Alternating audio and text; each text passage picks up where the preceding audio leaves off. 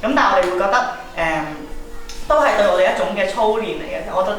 兒童嘅工作咧係對神嘅一種信心，即係當你見到一班小朋友喺教會嘅生活裏面成長嘅時候咧，原來你會覺得喺當中嘅侍奉係會獲得種種祝福。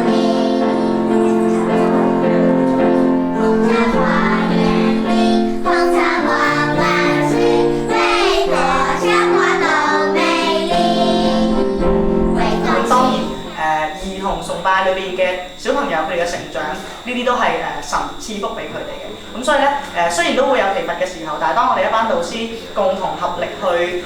祈禱啊，互相為對方去代禱嘅時候咧，我哋都會重新得力，咁仍然會喺侍奉嘅工作裏邊咧得到好大嘅平安同埋滿足。